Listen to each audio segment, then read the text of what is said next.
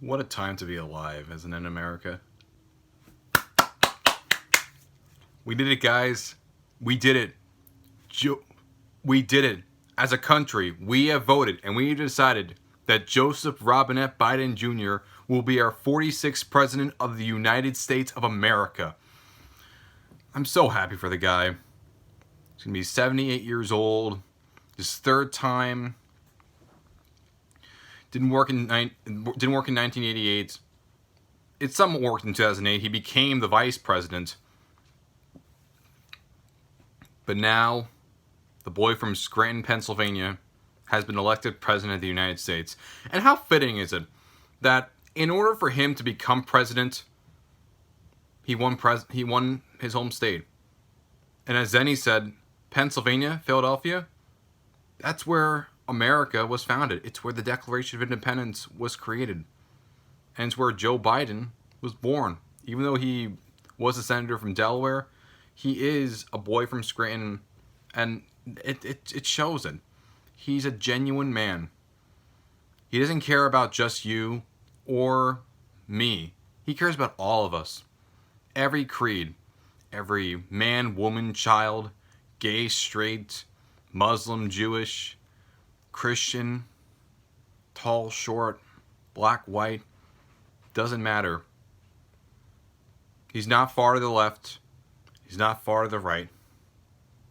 He's in the middle. He's a moderate, and he's willing to listen to the sides on both angles. He's willing to listen to the people on both sides, and is understanding that in order to make progress in this world, it's okay to compromise.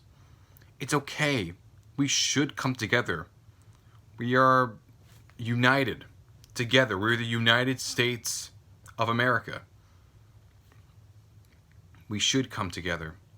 And especially during the last 4 years of Donald Trump, we have not come together. And we realize that America is a lot more polarized than we thought. But we needed this as a whole country to heal.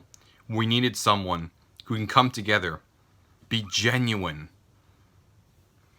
And a vice president, Kamala Harris, the very first female vice president, and the second to be a minority in that title.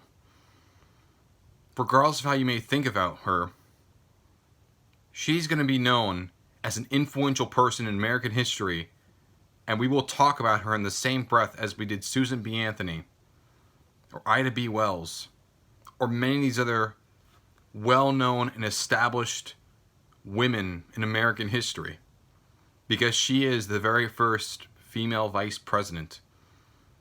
And as she said in that speech today, when she accepted that she will become the next vice president of the United States, she is now the first one to be there as a woman, but she's not going to be the last.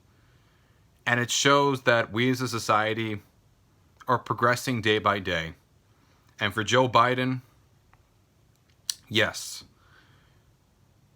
And before he even ran, people were saying Bernie again. People were saying maybe Pete Buttigieg.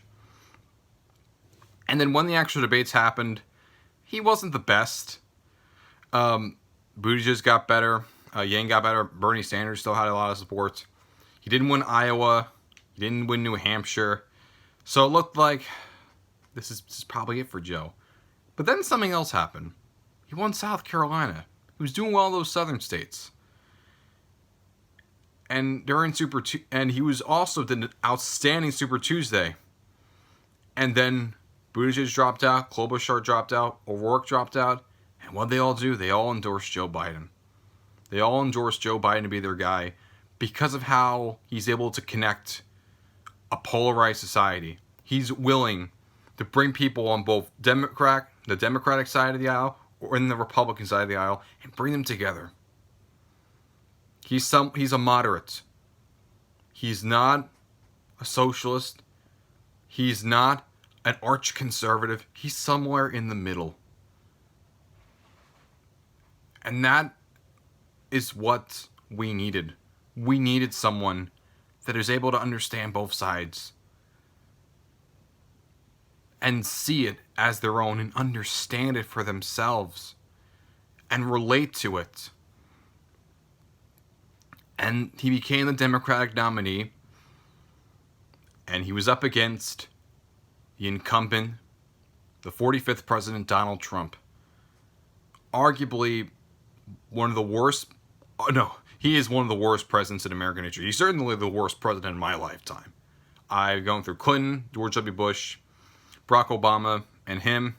Easily the worst of the four. Easily the worst, no question. And I would go so far to say that Donald Trump was probably, I'll get into more in another video, but he even though I didn't think too highly of him, he still had a very, very large base. And do you know how hard it is to defeat an incumbent president regardless of how good or bad they are?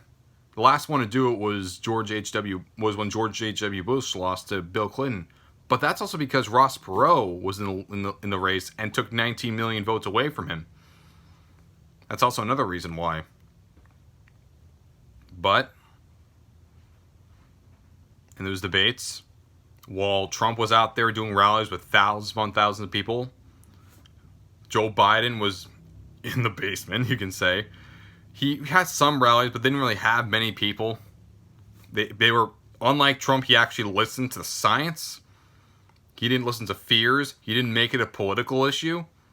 He told people to wear masks.